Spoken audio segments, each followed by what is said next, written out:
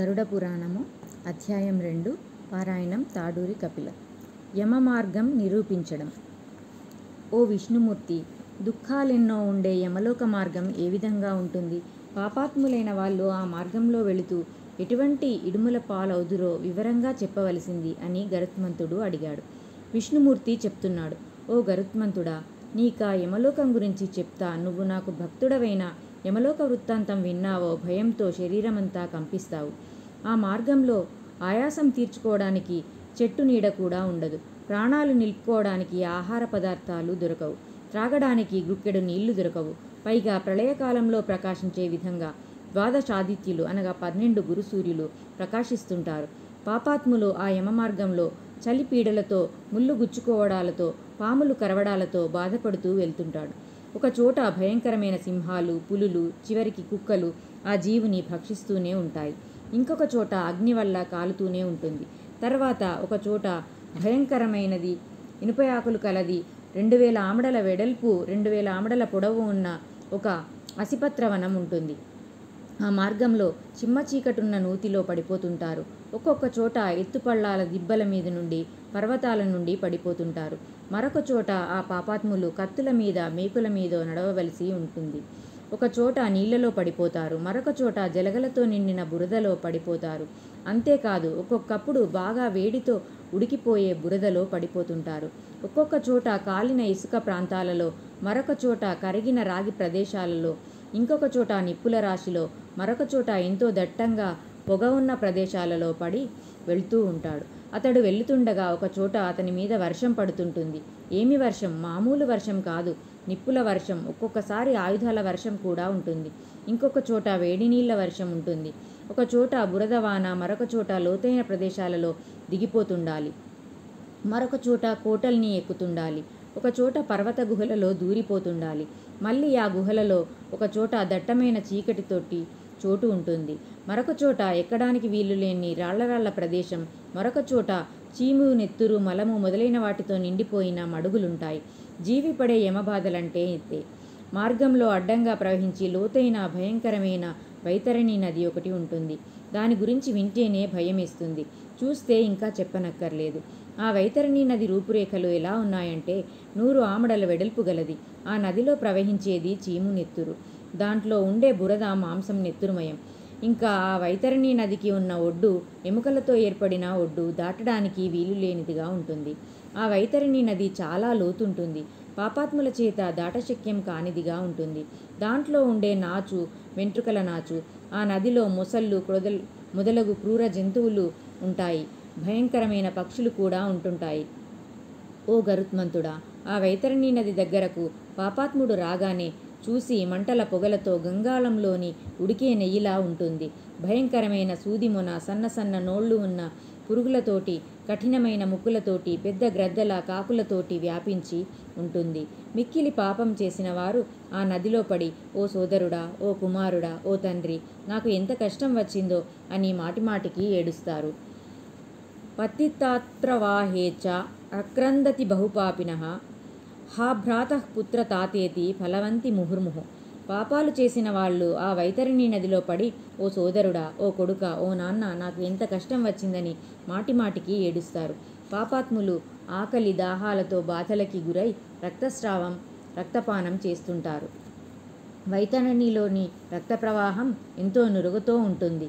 భయంకరంగా ఉంటుంది. విశేషంగా శబ్దిస్తుంటుంది. చూడడానికి ఎంతో భయం. దానిని చూస్తే పాపాత్ములు భయంతో వణికిపోతుంటారు. ఆ నది నీళ్లంతా నల్లటి విషసర్పాలతో వ్యాపించి ఉంటాయి. వైతరణి నదిలో పడిన వాణ్ణి ఎవ్వరూ రక్షించలేరు. పాపాత్ములు ఆ నదిలో పడి చాలా ఎక్కువగా ఉన్న సుడులచే కలిగి పాతాళలోకంలో పడి మళ్ళీ ఒక్క క్షణకాలంలోనే బయటికి వస్తారు. విష్ణుమూర్తి గరుత్మంతునికి చెప్తున్నాడు, ఓ గరుత్మంతుడా, ఆ వైతరణి నది దాటడానికి వీలు లేనిది. పాపుల గురించి ఇది ఏర్పాటు చేసిన నది. దానికి అంతులేదు. ఎన్నో కష్టాలున్నది. యమలోక మార్గంలో ఉన్నది అయినా ఆ నదిలో నుంచి అరుస్తూ ఏడుస్తూ వెళ్తారు. పాపాత్ములకు కొంతమందిని అంకుశాలచే గుచ్చి, వెనుక భాగం బాణాలచే పొడుస్తూ, తాడులచే కట్టి ఈడ్చుకుని వెళుతారు. కొంతమందిని ముక్కు చివర తాళ్లతో కట్టి, కొందరిని తాడుతో చెవులను కట్టి, కొందరిని యమపాశాల చేత, కొందరు కాకుల చేతను ఈడ్చుకుని పోతారు. కొందరు కంఠం నందు, చేతులు పాదాలయందు మార్గంలో వెళ్ళుచుందురు. యమదూతలు భయంకరమైన ముద్గరాలచే కొడుతుండగా నోటి నుంచి రక్తాన్ని వెళ్ళగక్కుతూ తిరిగి దానినే భక్షిస్తూ ఉంటారు. దుఃఖంతోటే యమగృహానికి వెళతారు. ఇలా జీవుడు వెళ్ళుతూ దారిలో ఓ కుమారుడా, ఓ మానవుడా, ఇంత కష్టం వచ్చింది అని ఏడుస్తూ స్వల్ప జ్ఞానం కలవాడై పశ్చాత్తాపం పొందుతారు. కొంచెం కూడా ధర్మం చేయలేదు, ఇంత పాపం చేశావో, నాకింత కష్టం వచ్చింది, శాస్త్రం ప్రకారం పుణ్యక్షేత్రాలనైనా చూడలేదు. ఓ జీవుడా, చేసిన కర్మాలను అనుభవించవలసిందే. బ్రాహ్మణ పూజ లేదు, గంగా స్నానం చేయలేదు, సజ్జనుల సేవింపలేదు, పరోపకారం లేదు. కాబట్టి ఓ జీవా, నీ కర్మను నువ్వు అనుభవించు. పాపాత్ములు నరకబాధ పడేటప్పుడు ఇలా అనుకుంటుంటారు, గోవులకి బ్రాహ్మణులకి నేనేమీ సేవ చేయలేదు, అందువల్ల ఓ జీవా నీ కర్మ నువ్వు అనుభవించు. ఏ దానం చేయలేదు, ఆవుకి మేత వేయలేదు, వేదశాస్త్రాలు నమ్మలేదు, పురాణం వినలేదు, చెప్పేవాన్ని పూజించలేదు. కాబట్టి జీవుడా, నీ కర్మ నువ్వు అనుభవించు. ఈ విధంగా పాపాలు చేసిన పురుషుడు అనుకుంటాడు. ఎవరికి వాళ్ళు చేయని పుణ్యకార్యాల గురించి అనుకుంటారు. నరకానికి వెళ్ళేది స్త్రీ అయి ఉంటే, అయ్యో నేను పతివ్రతా ధర్మం ఆచరించలేదు, గురువులకి ఎప్పుడు మర్యాద చేయలేదు, కాబట్టి ఓ జీవుడా నీ కర్మ అనుభవించు. అనేక దుఃఖాలకి కారణమైంది పూర్వజన్మలో చేసిన పాపాల వల్ల పొందిన కారణమైంది. పూర్వజన్మలో చేసిన పాపాల వల్ల ఈ దేహాన్ని పొంది నెల రోజులు చేసే ఉపవాసాల వల్ల, భూప్రదక్షిణ వల్ల, నియమాల వల్ల బాధ పెట్టడం లేదని చనిపోయిన వాళ్ళు స్త్రీలైతే అనుకుంటారు. కర్మలను అనుభవించవలసిందే. వాయువేగంతో సమానమైన నడకతో 17 రోజులు వెళ్ళి 18వ రోజున సౌమ్యం అనే పట్టణం చేరుతాడు. అందమైన సౌమ్య పట్టణంలో ప్రేత శరీరాల సమూహాలు ఉంటాయి. అక్కడ పుష్పభద్రి అనే నది, చూడదగిన మర్రి చెట్లు ఉంటాయి. ఈ పాపజీవులకి మార్గాయాసం కాదని విశ్రాంతికి అక్కడ పొందేగా చేయగా అక్కడ భార్య గురించి, కొడుకుల గురించి, వారి సౌఖ్యం గురించి తలుచుకుని దుఃఖిస్తూ ఉంటాడు. అప్పుడు యమభటులు ఇలా అంటున్నారు, ఓ ఈ మూఢుడా, నువ్వు పెళ్ళాం బిడ్డల గురించి ఏడుస్తున్నావు. డబ్బు, కుమారులు, స్నేహితులు, చుట్టాలు వీళ్ళందరూ ఎక్కడున్నారు? వాళ్ళ గురించి ఏడుస్తున్నావు. వాళ్లతో సంబంధం తెగిపోయింది. చేసిన కర్మ అనుభవించాలి. ఇంకా చాలా కాలం దాకా నడవాలి. కాబట్టి బయలుదేరు. నువ్వు నడవలేకపోతున్నావు, నేను నడవగలుగుతున్నాను. ఎందుకంటే మాకు యమబలం ఉంది. మార్గంలో తినడానికి ఏమీ అమ్మబడవు. అవును, ఇలాంటి కష్టాల్ని పొందకుండా ఉండడానికి బ్రాహ్మణులచే పురాణాలేవైనా వినలేదా అని అంటూ యమభటులు ముద్గరాలచే కొడుతుండగా కొడుకులు గాని మనవలు గాని వాళ్ళ దయాదాక్షిణ్యాల వల్ల చేసిన మాసకమనే శ్రాద్ధంలోని పిండం అక్కడ తిని అక్కడి నుంచి శౌరి అనే పట్టణానికి వెళ్ళడం జరుగుతుంది. ఆ పట్టణంలో యమసమానుడు జంగముడుంటాడు. వాడిని చూసి ఈ ప్రేతం భయపడుతుంది. సూర్యుడు కొడుకైన జంగముడు పట్టణానికి వెళ్ళాక త్రైపాక్షిక శ్రాద్ధంలో ఇవ్వబడ్డ అన్నం నీళ్లు తీసుకొని ఆ పట్టణం నుంచి బయలుదేరతాడు. యమదూతలు మాటిమాటికి బాధ పెడుతుంటారు. 3వ నెలలో గంధర్వ నగరానికి వెళ్ళి 3వ నెలలోని మాసికానికి ఇవ్వబడిన పిండాన్ని అనుసరించి మళ్ళీ నడుస్తుంటాడు. 4వ నెలలో ప్రేత శైలాగమం అనే పట్టణానికి వెళితే అక్కడ రాళ్ల వర్షం కురుస్తుంది. 4వ నెలలో మాసిక పిండాన్ని తీసుకుని కొంచెం సుఖం పొంది 5వ నెలలో క్రౌంచ పట్టణం చేరుతుంది. 5వ మాసంలో పిండాన్ని అనుసరించి క్రూరము అనే పట్టణానికి వెళుతుంది. అక్కడుండగా 5 నెలల 15 రోజులకు ఉపశాన్మాసికంలో ఇవ్వబడిన పిండం, నీరు మొదలగు వాటిని అనుభవిస్తుంది. ప్రేతం క్రూరపట్టణంలో గడియకాలం నుండి యమకింకర్లు వదిలాక వణుకుతూ దుఃఖిస్తూ ఆ పట్టణాన్ని వదిలి చిత్రభవనము అనే పట్టణానికి వెడుతుంది. పల్లెవాళ్ళు ఆ ప్రేతంతో ఇలా అంటారు, ఇప్పుడు ఈ వైతరిణి నదిని దాటాలని ఓడ తెచ్చాం. ఎక్కదగిన పుణ్యం చేస్తే ఎక్కు. వితరణ అంటే దానం. దానం చేయడం వల్ల దాటే నది గనికే వైతరణి నది అని చెప్పారు. జీవుడా, నీ గురించి గోదానం చేయబడితే ఓడ నీ దగ్గరికి వచ్చి నిన్ను ఎక్కించుకుని దాటిస్తుంది, లేకపోతే ఓడ రాదు అని పల్లెవాళ్ళు చెప్పారు. జీవుడు ఎంత కష్టం వచ్చిందని బాధపడ్డాడు. 6 నెలల మాసికంలోని పిండం భక్షించాను. మార్గంలో నడుస్తూ ఆకలిచే బాధపడుతూ ఏడుస్తూ వెళ్తుంటుంది ప్రేతం. 7వ నెలలో బహ్వాపదం అనే పట్టణానికి వెళితే అక్కడ కొడుకులచే ఇవ్వబడిన సప్తమాసిక పిండాల్ని అనుభవిస్తారు. తర్వాత నిరాధారంగా ఆకాశ మార్గంలో వెళుతూ దుఃఖమను పట్టణం చేరుతారు. 8వ నెల పిండాల్ని అనుభవించి 9వ నెల పూర్తయ్యే వరకు నానాక్రందం అనే పట్టణంలో ఉంటారు. అక్కడ భయంకరంగా అనేక మంది ఏడుస్తుంటారు. వాళ్ళ ఏడుపులు చూసి తాను మతి చెడిపోయి మరింతగా ఏడుస్తుంటాడు. తర్వాత ఆ జీవుడు ఆ పట్టణం వదిలి యమకింకర్ల చేతిలో బాధలు పడుతూ 10వ మాసానికి సుతప్తము అనే పట్టణానికి వెళతాడు. అక్కడ కొడుకులచే ఇవ్వబడిన పిండం, నీళ్లు మొదలగునవి గ్రహించి కూడా సుఖం లేనివాడై నడుస్తూ 11వ నెల పూర్తయ్యే పర్యంతం రౌద్రం అనే పట్టణానికి వెళతాడు. అక్కడ 11వ నెలలో ఇచ్చే పిండాల్ని అనుభవించి పయోవర్షణ అనే పట్టణానికి వెళతారు. అక్కడ ప్రేతాలపై దారుణ భయంకర మేఘాలు కురుస్తుంటాయి. అక్కడ ఏడుస్తూ సంవత్సరం పూర్తి కాకుండా ముందు ఆవరించే న్యూనాబ్దికాన్ని అనే శ్రాద్ధంలో ఇవ్వబడిన పిండాలు మొదలగు వాటిని అనుభవిస్తాడు.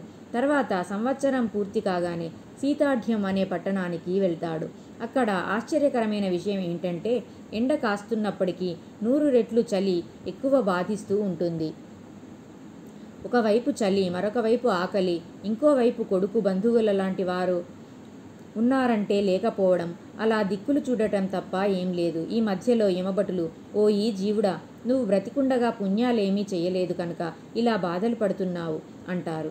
సంవత్సరం పూర్తయ్యేటప్పటికీ ఆబ్దికంలో ఇవ్వబడిన పిండాలు మొదలగునవి అనుభవించి ఉన్నంతలో కొంచెం ధైర్యం పొందుతాడు.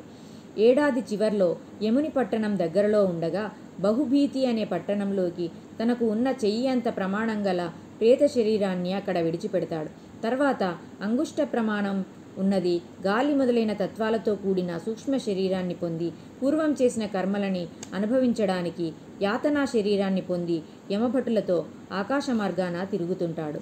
ఓ గరుత్మంతుడా, చనిపోయిన పిమ్మట తన వారు తనకి పరలోకాలు లభించడానికి కర్మలను దానధర్మాలను చేయకపోతే ఏ విధమైన పుణ్యాలు లేకపోవడం వల్ల ఆ పాపులను యమభటులు తాళ్లతో గట్టిగా కొట్టి బాధపెట్టి తీసుకుని పోతుంటారు.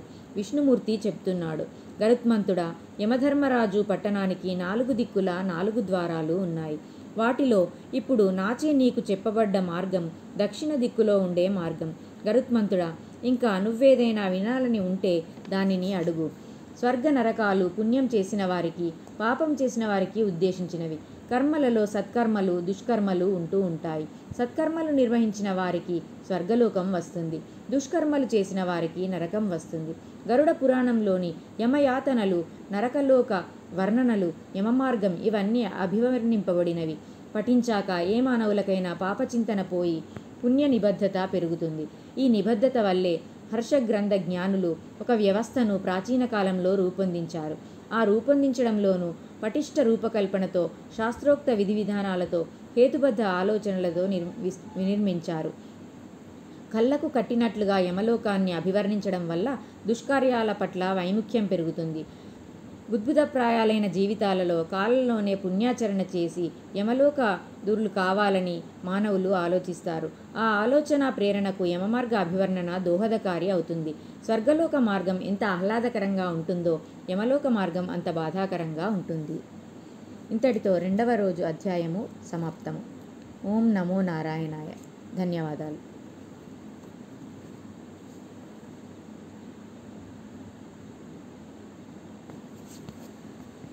Kita tak kata-kata saya nak sudah makan, makan pun